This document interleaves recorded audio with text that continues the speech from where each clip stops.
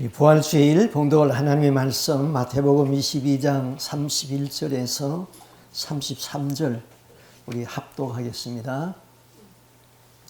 죽은 자의 부활을 논할진대 하나님이 너희에게 말씀하신 바 나는 아브라함의 하나님이요 이삭의 하나님이요 야곱의 하나님이로라 하신 것을 읽어보지 못하였느냐. 하나님은 죽은 자의 하나님이 아니요 살아있는 자의 하나님이라 하시니 무리가 듣고 그의 가르침에 놀라더라. 아멘. 우리 부활주일 서로 인사하겠습니다. 제가 God is good 그러면 여러분은 all the way, 내가 all the way 그러면 여러분은 God is good. God is good all the way. all the way. God is good. 예, 김성화 목사님이라는 분이 계셨습니다. 그는 원래 불교의 스님이었어요. 근데 그는 재산이 많아서 자기의 재산 사재를 다 털어서 그 불교 대학을 세우려고 계획을 했는데 그만 사기꾼한테 걸려가지고 감옥에를 가게 되었습니다. 감옥에 있는데 어느 날 그 교도소 관리하는 관리인이 성경을 넣어주었어요. 그러니까 이분이 화를 냈어요. 여보, 내가 불교의 스님인 줄 아는데 왜 나한테 성경을 넣어주냐고. 그러니까 그 교도관이 이렇게 말했어요. 불교 책이 다 대여가 돼가지고 지금 없어요. 그래서 심심할 것 같아서 성경 넣어주었으니까 한번 읽어보시라고 그러고 갔습니다. 그래서 이분이 속으로 생각하기를 그래, 한번 읽어보자. 내가 읽어봐서 뭐 기독교를 알아야지 내가 기독교에 대해서 좀 그 공격을 할 수 있지 않겠느냐. 그래서 그 성경 읽는 중에 그 누가복음에 있는 그 사건을 읽게 되었습니다. 어느 날 예수님이 제자들을 데리고 그 나인성이라는 성으로 가는데 성 안에서 상여가 나오고 있었어요. 근데 그 상여 뒤에는 자기 독자 아들을 잃은 어머니가 그냥 통곡을 하면서 그 상여 뒤를 따라오고 있는 거예요. 그래서 예수님과 제자들이 가다가 상여가 앞에 오니까 예수님이 상여를 잡았어요. 그러니까 상여가 멈춰섰죠. 그때 예수님이 이렇게 말합니다. 청년아, 내가 너에게 말하노니 일어나라. 그러니까 이 죽은 사람이 뻘떡 일어났어요. 그래서 그 어머니에게 주었어요. 근데 불교에도 이와 비슷한 이야기가 있거든요. 어느 날 석가가 자기 제자들과 함께 그 구시라 성으로 들어가게 되었습니다. 그런데 한 여인이 막 울면서 와가지고 석가 앞에 와서 엎드려서 이렇게 말합니다. 내 독자 아들이 죽었으니 내 아들을 좀 살려주시오. 그때 이 석가가 이렇게 말합니다. 여자여, 마을로 내려가서 한 번도 죽은 이가 없는 집에 들어가 쌀 한 줌을 얻어서 그 쌀로 미움을 끓여서 죽은 아들에게 먹이면 살아날 것이요. 그래서 이 여인은 동네에 들어가가지고 앞집에서부터 물었습니다. 이 집에 죽은 사람이 없습니까? 예, 우리 집에는 3년 전에 어머니가 죽었어. 그 뒷집에 가서 이 집에는 죽은 사람이 없습니까? 아, 여기에는 우리 아들이 죽어서 다 물어봐도 죽지 아니한 집이 없습니다. 다 죽었습니다. 그래서 다시 석가한테 와서 말했습니다. 죽지 아니한 집이 없소이다. 그랬더니 그때 석가가 이렇게 말을 했어요. 생자 필멸이라. 사람은 한 번 태어났으면 반드시 한 번 죽는 것이 인연이다. 태어났다가 인연 따라 없어지는 것이니 여자여 너무 슬퍼하지 말라. 그렇게 말했습니다. 이 스님이 기독교와 불교가 너무나도 차이 난다. 그래서 결국 그가 감옥에서 나와서 신학을 공부하고 목사가 되었던 것입니다. 자, 우리가 아는 대로 예수님이 십자가에서 죽으실 적에 양쪽에 두 십자가가 있었죠. 그 살인과 밀란을 일으키다가 잡혔던 사람이 예수님과 함께 십자가에서 처형되었습니다. 자, 그러면은 이 세 개의 십자 중에 어느 분이 예수님의 십자가, 예수님이겠어요? 그게 뭐 다 알잖아요. 양쪽에 두 강도, 가운데 있는 분이 예수님. 알죠? 그런데 이렇게 생각해 보세요. 이 십자가 세 개를 그냥 뺑글뺑글 돌렸어요. 돌려가지고는 어느 분이 예수님이냐? 그러면 여러분 알 수 있습니까? 십자가 세 개를 돌려나갔는데 어느 분이 예수예요? 예. 답은요. 부활하신 분이 예수예요. 부활하신 분이 예수예요. 제가 초등학교 다닐 때 5학년으로 기억하고 있어요. 그 시골에서 그 세 개 교회가 연합을, 4개인가 3개 교회가 연합을 해가지고 그 야외 예배를 가게 되었어요. 근데 그날 주일 아침에 비가 막 오는 거예요. 그러니까 그냥 야외 나갈 수 없으니까 그냥 어느 교회, 큰 교회로 모이자 해가지고는 그 큰 교회에서 모여서 예배를 드리게 되었습니다. 근데 어린이 동화대회가 있다는 거예요. 그래서 교회 어른들이 나를 보고 어린이 동화대회에 나가라는 거예요. 근데 아무런 준비가 없으니까, 저 못한다고, 준비한 거 없다고 그러니까, 그러고는 갔어요. 근데 동화대회가 시작되었는데, 첫 번째 어느 교회를 불러서 그 아이가 와서 열심히 이야기를 해요. 이야기를 하는데 전혀 재미없어요. 내가 들어도. 두 번째 교회도 와서 자기는 열심히 하는데 어른들도 듣지 아니하고 시끄럽고 재미가 없어요. 세 번째 제 이름을 불렀어요.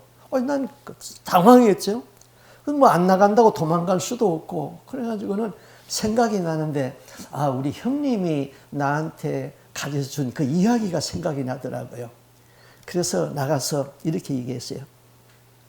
여러분, 우리나라의 글자는 소리 글자인데 중국의 글자는 뜻 글자입니다. 그래서 중국에서 여자 셋이 모여서 글자를 만들기로 했습니다. 그래서 첫 번째 이제 여자들이 이렇게 모여서 이렇게 여자가 말합니다.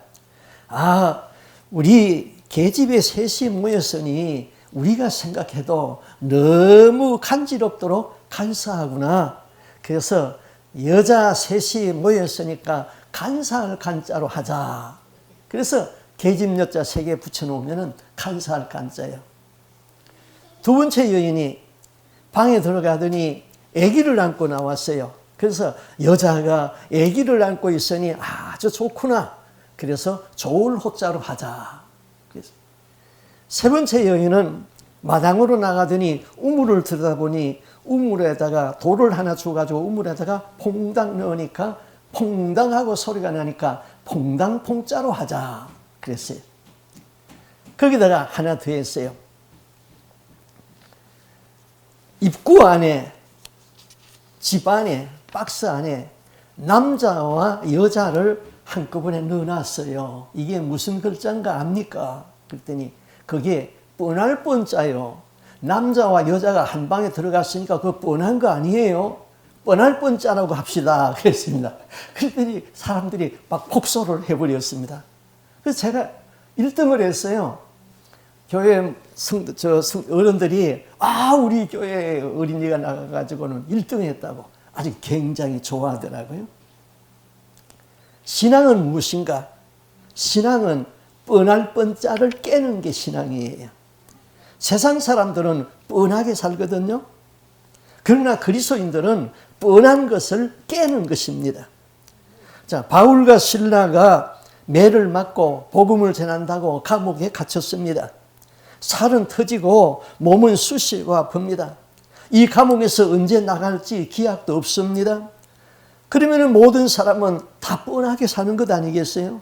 원망하고 좌절하고 낙심하고 그럴 것, 그게 뻔한 거예요.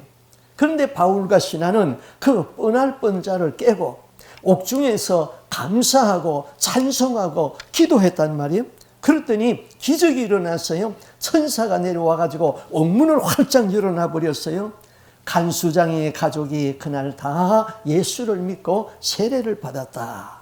그래서 교회가 시작되었거든요. 유대 나라가 바벨론에 포로로 끌려 잡혀갔습니다. 그때 유대 나라의 왕족이었던 다니엘도 포로로 잡혀갔습니다. 그런데 다니엘이 민첩하고 영특해서 포로로 잡혀간 그가 그 바벨론의 총리 대신이 되었습니다.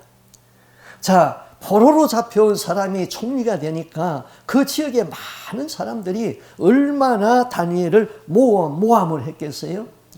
다니엘은 매일 아침 일어나면은 하루에 3번씩 예루살렘을 향하여서 창문을 열어놓고 기도를 했습니다. 자, 이 다니엘의 정적들은 다니엘을 제거시켜야 되겠는데 어떻게 제거할 방법이 없습니다. 그래서 왕에게 가서 왕을 이해하는 목적으로 이렇게 말합니다. 왕이여, 이제부터는 왕의 명을 내려서 왕 외에 다른 이에게 다른 것에가 기도를 하면은 이거는 다 사자굴에 집어넣도록 법령을 만들어야 됩니다.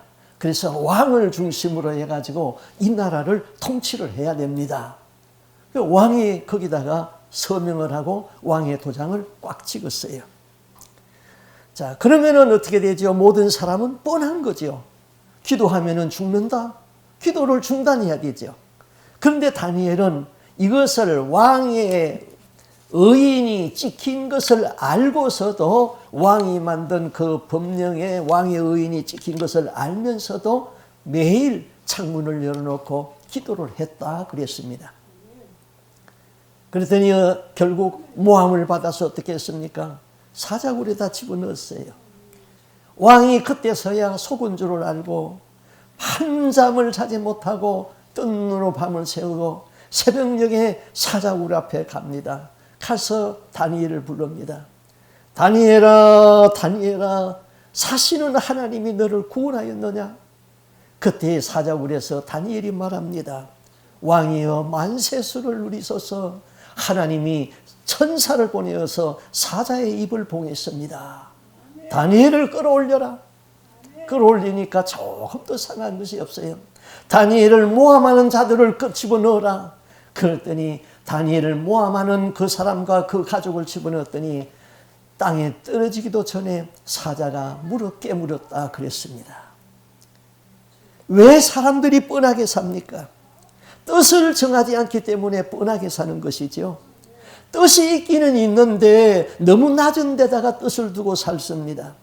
그리스도인의 삶은 뻔한 것을 깨는 것이 그리스도인의 삶인 것입니다.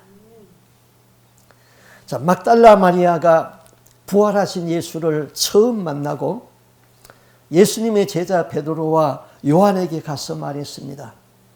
예수의 무덤이 시체가 없다. 빈 무덤이다. 베드로와 요한은 단숨에 무덤으로 달려갔습니다. 젊은 요한이 젊으니까 먼저 무덤에 도착했어요. 그런데 요한은 성격이 차분한 사람이었어요. 잘 살피는 사람이었어요. 그 무덤에 들어가지 아니하고 무덤 밖에서 자세히 살펴봅니다.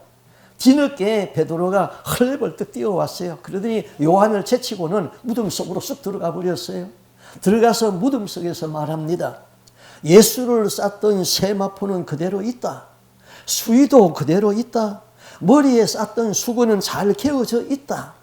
그때서야 요한은 무덤에 들어가서 확인을 하고 그 사실을 요한복음에다가 기록으로 남겼습니다. 예수의 무덤은 빈 무덤이었다. 요한도 베드로도 마리아도 빈 무덤이라는 것을 확인했습니다. 어떤 사람은 이렇게 의심을 합니다. 자, 빈 무덤이라고 합시다. 혹시 시체의 도둑놈들이 훔쳐간 것 아닙니까? 제자들이 훔쳐간 것 아닙니까?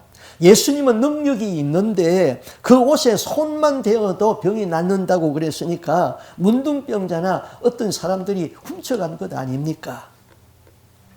그럴 수도 있겠죠. 옛날부터 가끔 시체 도둑놈이 있었거든요. 그러나 시체 도둑놈들이 무덤에 있는 값진 것을 훔쳐가기 위하여서 무덤을 파헤쳤습니다. 그러나 시체를 훔쳐가면서 수의를 벗겨놓고 알몸만 훔쳐간 도둑놈은 없었습니다. 예수님의 수의는 누웠던 모습 그대로 있고 머리에 싸매었던 수건도 그대로 있고 몸만 빠져나갔던 것이지요. 시체 도둑놈이 그랬을까요? 그래도 믿지 못하겠다. 요한이 거짓말로 성경을 쓴 거다. 지금까지 허구가 역사를 개조하지 못했습니다. 거짓이 진실을 막아본 적이 없습니다. 또 모든 종류의 거짓말은 자기의 이익을 위해서 하고 자기가 살아나기 위하여서 거짓말을 하는 것이지 손해보기 위하여서 내가 죽기 위하여서 거짓말을 하는 사람은 없습니다. 예수의 제자들은 예수가 살아났다고 증거했습니다. 그 증거는 참되다고 했습니다. 그리고 예수의 제자들은 다 순교했습니다. 2000년 동안 수많은 사람이 예수 다시 사셨다고 증거했고 죽음을 두려워하지 아니했고 다 순교했습니다. 부활은 사상이 아닙니다. 부활은 신화가 아닙니다. 부활은 능력입니다. 부활은 생명인 것이지요. 그래도 못 믿겠다. 예수님의 제자 중에 도마라는 제자가 있었는데 도마도 베드로와 요한이 우리 부활한 예수님 보았다 그러니까 이렇게 말을 했어요. 아주 고약한 말을 했어요. 나는 내 눈으로 확인하기 전에는 믿을 수가 없어. 내가 십자가에 죽은 그 예수는 알거든. 그 손의 못자국을 내가 내 손을 넣어서 만져보고 그 옆구리에 창을 받은 것을 내 손을 넣어서 창자국을 만져보기 전에는 내가 믿지 아니하겠노라. 그 이후에 8해가 지났습니다.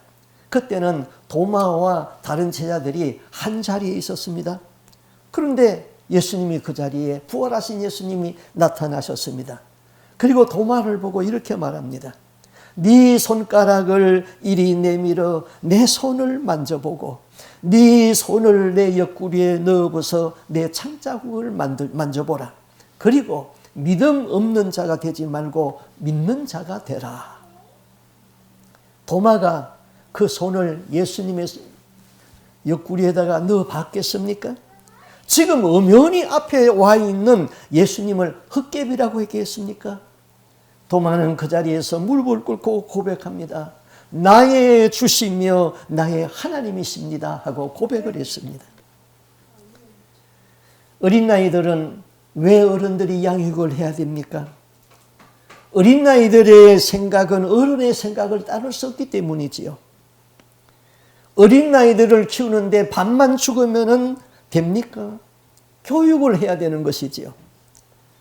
대한민국의 대통령이 될 수 있는 나이는 40세 이상이라고 정해놨습니다. 왜 그럴까요?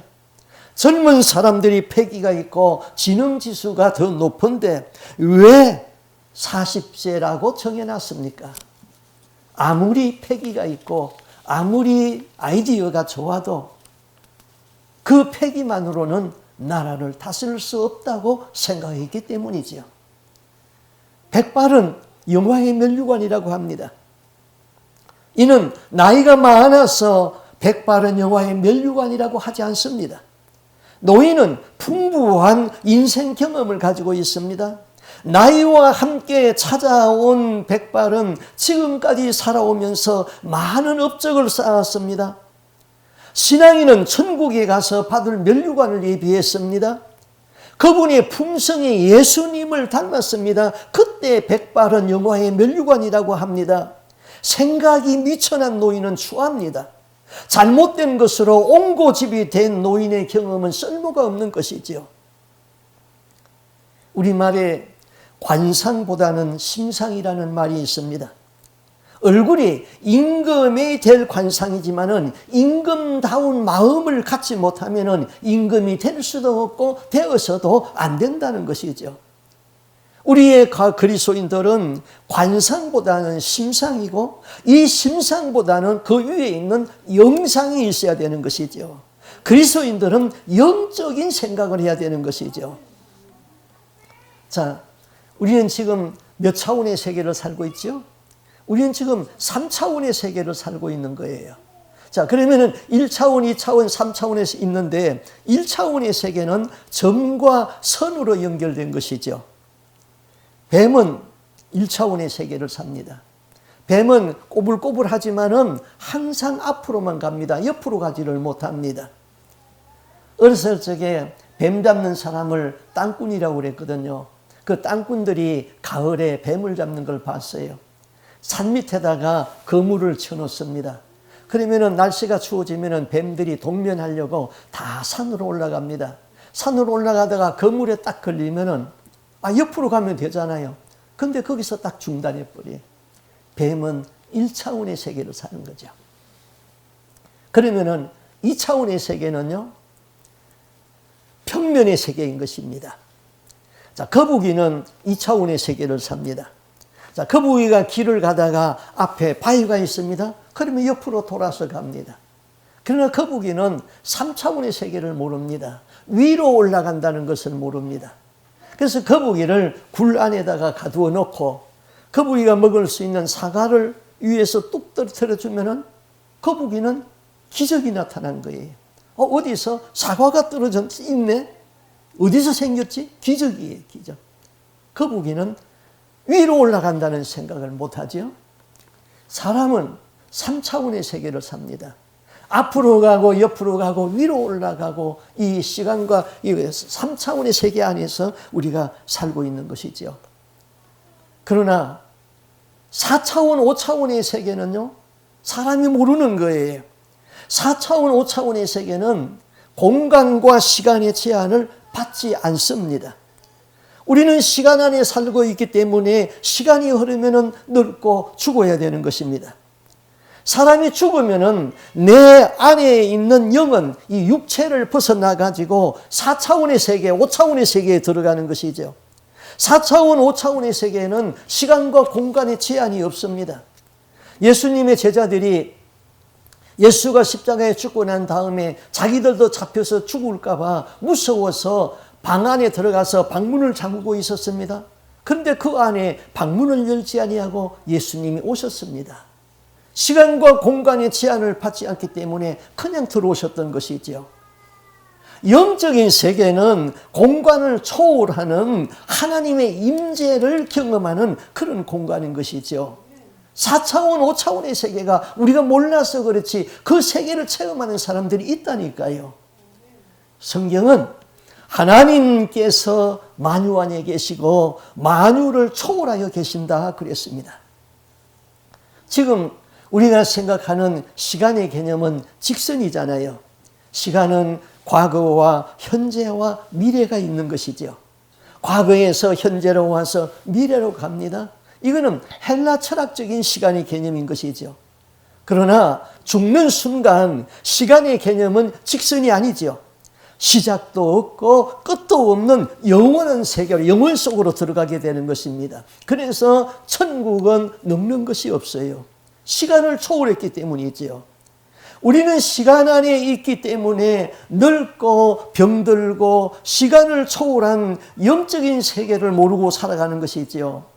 그러나 영적인 세계는 천년이 하루 같다 그렇게 말했죠. 천년이 한 경점 같다 그렇게 말한 것입니다. 기적이라는 것은 무능한 사람에게는 기적이 있지만은 전능하신 하나님에게는 기적이 없는 거예요. 모든 것을 다 할 수 있는데 무슨 기적이에요? 예언은 내일을 모르는 사람에게 예언이 필요한 것이지 모든 것을 다 하시는 전지하신 하나님에게는 예언이 없는 것이죠. 3차원에 사는 사람에게 4차원의 세계에서 일어나는 일이 일어나면은 하나님은 당연한 것이지만은 우리 인간에게는 기적이라고 말하는 것입니다. 마치 거북이가 2차원의 세계이기 때문에 위에서 사과를 떨어뜨리면은 기적이 일어났네, 사과가 생겼네 하는 것처럼 3차원에 사는 우리가 4차원의 세계를 경험하게 되면은 그것을 기적이라고 그러는 겁니다. 하나님은 인간이 할 수 있는 일을 가지고 기적을 만들지 않습니다. 인간이 할 수 없는 일을 하도록 인간이 할 수 있는 것은 인간이 할 수 있도록 하도록 둡니다. 그러나 할 수 없는 일일 적에 그때 믿음으로 기적이 일어나는 것이죠. 말씀에 순종할 적에 기적이 일어나는 것이죠. 매사에 성령이 주는 생각을 하면은 하나님이 기뻐합니다.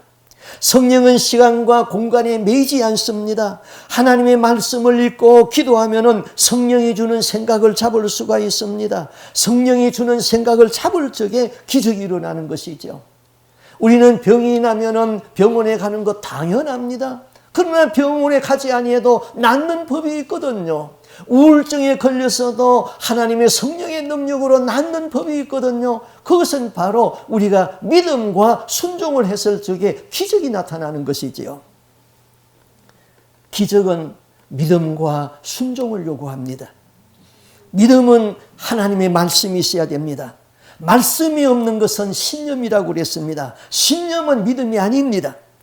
그리고 순종은 포기할 것을 포기해야 되는 것이죠.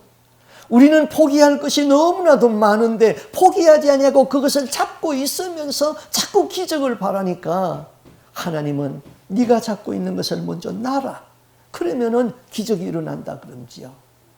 포기할 것을 포기해야 되는 것이죠. 자, 우리가 막연하게 부활을 믿지 말고 부활의 상태가 어떤가를 구체적으로 알 적에 믿음의 영성이 깊어지는 것이죠. 자, 인류의 시조가 아담 해와잖아요. 아담 해와. 자, 죄를 짓기 전에 아담 해와는 옷이 없었습니다. 그러나 그들은 하나님의 영광의 옷을 입었습니다. 그들이 옷을 입지 아니했음에도 부끄러움을 몰랐습니다. 모든 피조물들이 아담을 두려워했습니다. 그런데 아담이 하와가 하나님이 먹지 말라 한 선악을 알게 하는 나무의 열매를 먹었습니다. 죄를 지었습니다. 그들에게서 하나님의 영광이 떠났습니다. 아담은 해와는 그때 자기들이 벌거벗었다는 것을 느끼게 되었습니다. 우리가 천국에 들어가게 되면 다시 그 영광의 옷을 입게 되는 것이죠. 그래서 천국에서는 영광의 옷으로 다 입기 때문에 부끄러움이 없는 거예요. 예수님이 부활할 적에 그 옷을 다 벗어났잖아요.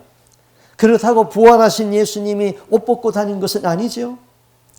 예수님이 땅에 있을 적에는 비하의 신분으로 사람의 몸을 입고 오셨기 때문에 옷을 입어야 했습니다. 그러나 부활하신 예수님은 성귀의 신분에서는 땅의 옷이 필요 없고 영광의 옷을 입는 것이지요. 바울은 예수 믿는 사람을 죽이려고 다메섹으로 내려가다가 도중에서 부활하신 예수님을 만났습니다. 하늘에서 빛이 쫙 내려지는데 그것은 하늘로부터 오는 영광의 빛이었습니다. 바울은 그 영광의 빛 앞에서 눈을 뜨지 못하고 땅에 엎드려졌던 것이죠. 자, 오늘 읽은 말씀은요, 부활이 없다고 하는 사두개인들이 부활을 사두개인들이 안 믿었다 이 말이에요. 예수님에 대해 와서 이렇게 물었습니다. 선생님이요, 모세가 일렀으되 사람이 만일 자식이 없이 죽으면은 그 동생이 그 아내에게 장가들어 형을 위하여 구사를 세울지니라 하였나이다. 그러면서 뭐 이를 얘기를 했어요. 이 이야기는요, 자, 우리는 형제가 있으면은 뭐 형이 아기를 못 낳았다. 그러면은 그 양자를 하잖아요. 동생의 아우를 데려다가 형에게 양자를 했습니다. 그러나 예수님 당시의 법은 그렇게 했어요. 자, 형이 아기를 못 낳고 죽었어요. 그러면은 그 미망인은 시집을 가면 안 돼요. 그러면 그 가문의 자손은 끊어지니까 그 동생이 형수하고 하룻밤을 자서 아기를 만들어 주고 그 다음에 자기 집으로 가는 거예요. 그래서 형의 가문을 이어가도록 했습니다. 사두개인이 와서 그런 말을 해요. 우리 형제 7이 있었는데 형이 아기가 없어서 둘째가 가서 장가들었습니다. 그리고 또 죽었습니다. 셋째가 가서 또 잠을 잤습니다. 죽었습니다. 7 형제가 다 잠을 잤는데 아기를 얻고 못 낳고 다 죽었습니다. 그러면은 부활하면은 그 여자는 누구의 아닙니까? 그걸 물은 거예요. 이거는 사두개인들이 만들어낸 이야기예요. 사실은 아니었어요. 부활이 없다고 하기 때문에 그런 이야기를 만들어냈던 것입니다. 그때 예수님은 이렇게 대답했어요. 너희가 성경도 하나님의 능력도 알지 못하고 오해했구나. 부활 때는 장가도 안 가고 시집도 가지 아니하고 하늘에 있는 천사들과 같이 된다. 그리고 한마디 더 했지요. 죽은 자의 부활을 논할진대 하나님이 너에게 말씀하신 바 나는 아브라함의 하나님이요 이삭의 하나님이요 야곱의 하나님이로다 한 말씀을 읽어보지 못했느냐. 하나님은 죽은 자의 하나님이 아니고 산 자의 하나님이니라. 자, 아브라함이 벌써 오래전에 죽었습니다. 그래서 천국에 있습니다. 이삭이나 야곱이 오래전에 죽어서 다 천국에 가 있습니다. 그들은 천국에서 지금 살아있다는 것이죠. 육신을 입고 살아있는 것이 아니지요. 영이 살아있다는 것이죠. 하나님은 죽은 자의 하나님이 아니고 그 살아있는 자들의 하나님이다. 자, 이 말씀을 좀 깊이 생각해 보세요. 지금 부활에 대하여서 말씀하고 있는 것이지요. 아브라함이나 야곱이나 이삭은 부활하여 죽어서 천국에 가 있습니다마는 그들의 육체가 살아서 그 천국에 가 있다는 것은 아니죠. 영이 살아서 천국에 있다는 것입니다.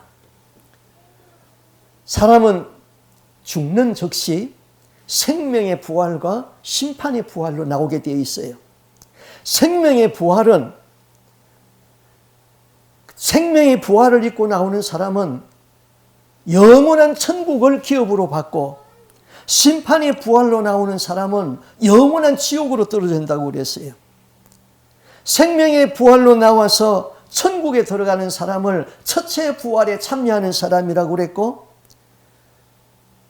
지옥으로 떨어지는 그 사람들을 심판의 부활로 떨어진다고 그랬습니다. 계시록 20장 6절에 그랬죠. 첫째 부활에 참여하는 자들은 복이 있다. 둘째 사망이 그들을 다스리는 권세가 없다 그랬어요. 둘째 사망은 지옥의 심판을 말하는 것입니다.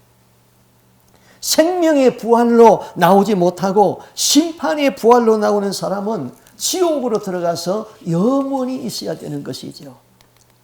그러면서 예수님은 나는 부활이요 생명이라 그랬어요. 나를 믿는 자는 죽어도 살고 살아서 믿는 자는 영원히 죽지 아니하리라 그랬습니다. 예수님은 우리에게 영생하는 부활 생명을 주시기 위하여서 이 땅에 오셔서 만인의 죄를 담당하고 십자가에서 죽으셨던 것이죠. 천국은 장가가고 시집가는 나라가 아닙니다. 우리가 죽으면 하나님의 천사와 같이 되는 그런 존재지요. 천사는 장가가고 시집가지 않습니다. 우리 모두는 창조주 하나님 아버지가 우리의 아버지가 되는 것이죠. 그리고 우리는 그분의 자녀로 들어가는 것이죠. 자, 천국에 대하여서 조금 더 설명을 할까요?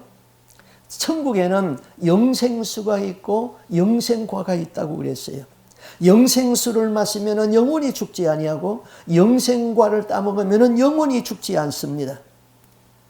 자, 천국에는 생명나무가 있다고 그랬어요. 자, 생명나무의 과일을 너도 따먹고 나도 따먹고 다 영생하고 다 따먹고 과일이 없네. 그런 과일이 있어요. 그래서 예수님이 이 세상에서 그걸 보여줬잖아요. 오병이어의 이적을 보여주었어요. 자, 남자만 5천 명이 모여서 벳세다 들녘에 모였어요. 그들이 먹을 것이 없었어요. 한 아이가 보리떡 5개와 물고기 2마리를 가지고 와서 예수님에게 드렸어요. 예수님이 그것을 가지고 축사를 하고 제자들에게 나눠주라고 그랬어요. 보리떡을 가지고 가서 나눠줬어요. 없어네. 근데 또 보리떡이 또 생겼어요. 줬어요. 또 생겼어요. 줬어요. 또 생겼어요. 그게 오병이어의 이적이에요. 천국에서 생명나무의 과일을 따먹으면 또 생겨요. 또 생겨요. 그걸 보여주기 위해서 오병이어의 이적을 행했던 거예요. 사렙다 가부의 가루통에 가루가 마르지 아니했다. 그 가루 한 주먹 있는 거 가지고 빵을 구워서 자녀들 주고 나니까 그 다음에 보니까 또 생겼어요. 또 생겼어요. 바로 천국이 그런 것입니다. 천국에는 생명과가 있어서 따면은 또 생기요. 그걸 먹으면 돼요. 그러면은 그렇게 먹으면은 배설은 어떻게 해요? 천국에 화장실 있어요? 그거는 다 우리가 영적인 존재이기 때문에 영적인 과일을 먹고 그렇기 때문에 먹어도 되고 안 먹어도 되지만은 먹어도 배설하지 않아요. 천국에는 화장실이 없어요. 천국에 없는 것이 또 하나 있죠. 천국은 사단이 없어요. 사단은 거기에 천국에 들어가서 공격할 수가 없어요. 사단은 지옥에 있는 거예요. 지옥에 가면은 무자비한 사단의 공격이 있기 때문에 견딜 수가 없고 인간의 말로 형용할 수가 없어요. 그러나 천국은 사단이 없어요. 그래서 죄를 짓지 않는 거예요. 거기는 시간의 제한이 없습니다. 늙는 것이 없어요. 아픈 것이 없습니다. 천국에서는 여러분의 얼굴이 흉터 자국 다 없어져요. 죽은 게 없어져요. 가장 예쁜 얼굴이 돼요. 거기에 하나님의 은혜가 넘치니까 하나님의 영광의 옷으로 입게 되니까 정말로 아름답고 정말로 은혜로운 그 세계가 되는 것이죠. 천국의 길은 황금길입니다. 사는 집은 황금집입니다. 보석으로 꾸며진 집입니다. 천국의 집은 어떻게 지어질까요? 다 똑같은가요? 아니죠. 다르죠. 내가 땅에서 행하는 선행대로 천국은 집이 지어져요. 예수님 말씀하시기를 작은 자에게 물 한 컵 대접하는 것도 결코 천국에서는 상을 잃지 않는다 그랬습니다. 천국의 집은 내가 이 땅에서 행하는 선행이 자료로 올라가서 집을 짓게 되는 것이지요. 우리가 주일날 교회에 와서 신령과 진정으로 하나님 앞에 바른 예배를 드리면은 그 예배를 하나님이 받으시고 천국의 내 집이 커져요. 그러나 교회에 와가지고 형식적으로 예배를 드리면은 그거는 집이 없어요. 내가 이 교회에 와가지고 어른들에게 커피 한 잔 따뜻하게 대접하는 것, 그것도 주님이 기억하고 천국의 상급이 돼요. 내가 하나님 앞에 주님 감사합니다. 그래서 내가 오늘도 이 헌금을 드렸습니다. 감사하는 마음을 가지고 헌금을 드리고 감사합니다 하는 그 말 한마디만 해도 주님은 감사를 받으시고 집이 커지는 거예요. 그 집은 누가 관리하지요? 천국의 천사들이 다 관리하고 있는 것이지요. 그런데 구원받아서 천국에 들어간 사람 중에 집이 없는 사람도 있어요. 천국 길은 황금길인데 황금길에 서서 예수님에게 감사하고 감사해요. 자기 집은 없어요. 그는 어디서 자야 됩니까? 공원 벤치에서 자야 되는 거예요. 그래도 감사해요. 왜 감사해요? 천국에 가서 보니 지옥에 가지 아니한 것이, 주님의 은혜로 지옥에 가지 아니한 것이 너무너무 감사해요. 그래서 감사하는 거예요. 그러나 천국에 가면은 우리가 부러워하는 것이 있어요. 이 땅 위에서 믿음 생활을 잘하고 또 주님을 위하여서 순교를 한 사람들은 면류관이 지어집니다. 생명의 면류관, 의의 면류관, 충성의 면류관, 면류관이 지어져요. 그 면류관을 받은 사람들을 보면은 마음속에 부러움이 확 불어옵니다. 내가 세상에 있을 적에 이왕 예수 믿는 거 잘 믿고 이 천국에서 면류관을 받고 주님 가까이 있어야 되는데 그런 부러움만 천국에 있는 것이죠. 천국에 들어간 사람들에게는 미움, 시기, 원망, 불평 다 없어집니다. 육신의 소욕을 벗어났기 때문에 이 세상에 부끄러움, 갖고 싶은 것, 그런 소유욕이 다 없어집니다. 우리가 이 세상의 것을 자꾸 너무 취하다 보면은, 그거 자꾸 욕심 갖고 갖다 보면은 천국을 잊어버릴 수가 있죠. 그것이 성경에 나온 부자 청년 이야기 아닙니까? 이 부자 청년이 천국 가기를 원했어요. 예수님이 너의 가진 것을 팔아 가난한 자에게 나눠주고 나를 쫓으라 했을 적에 그는 재물이 많은 거로 근심하며 돌아갔다 그랬어요.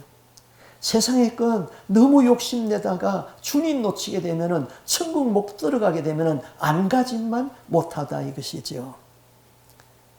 우리는 부활하신 예수가 내 마음에 있고 예수가 나의 구원자이고 예수가 천국의 주인이고 예수 안에 영생 구원인 것입니다. 땅에 사는 동안에 천국을 소망하고 영원한 천국에 투자하고 천국의 주인 되시는 오직 예수에 살 수 있는 저와 여러분이 될 수 있기를 바랍니다. 아멘. 기도하겠습니다. 주님, 우리에게 부활 생명 주신 것을 감사합니다. 나를 믿는 자는 죽어도 살고 살아서 믿는 자는 영원히 죽지 아니하라 하신 주님, 이 땅 위에 오신 것은 우리의 죄악을 담당하고 십자가에서 죽으심으로 말미암아 누구든지 예수 그리스도를 믿고 믿음대로 사는 그 사람에게는 생명의 부활로 나오는 특권을 우리에게 허락하여 주신 것을 감사합니다. 하나님 아버지, 우리가 이 땅 위에 살고 부활 생명을 얻은 거 감사하지만은 이제는 천국의 상급을 생각하며 천국에 투자하며 사는 저희들의 삶이 되게 하여 주시옵소서. 지극히 작은 자에게 찬물 한 그릇 대접하는 것도 주님의 이름으로 대접하면 결코 상을 잃지 않겠다고 말씀하신 주님, 오늘 부활주일에 와서 예배 드리는 것도 신령과 진정으로 드리게 하여 주옵소서. 헌금을 드리는 것도 믿음과 정성으로 드리게 하여 주옵소서. 우리의 삶에서 날마다 감사합니다 하는 고백으로 살게 하여 주옵소서. 그리고 하나님의 나라에 갔을 적에 우리의 집이 황금보석 면류관으로 가득 차 있는 그 집 안에서 우리 주님과 가까이에서 주님 섬기는 자들이 다 될 수 있게 하여 주옵소서. 겨우 구원만 얻어서 천국에 들어가는 것도 중요하지만 그것은 부끄러운 구원이라고 하였사오니 우리가 다 부끄러운 구원을 면하고 주님이 기뻐하는 하나님의 사람들로 이 땅 위에서 믿음을 지키며 살기를 원합니다. 하나님, 우리에게는 많은 기적이 필요합니다. 우리는 3차원의 세계에서 너무나도 부족한 것이 많고 너무나도 어려운 일들이 많기 때문입니다. 그러나 믿음과 순종 안에 있으면 4차원, 5차원에서 일어나는 일들이 이 땅 위에서 일어나는 그 기적을 믿사오니 우리에게 믿음을 주시고 우리에게 순종을 주시고 우리가 놓을 것을 놓게 하여 주시고 예수님만 잡게 하여 주시옵소서. 이 모든 말씀 살아계신 예수님 이름으로 기도하옵나이다. 아멘.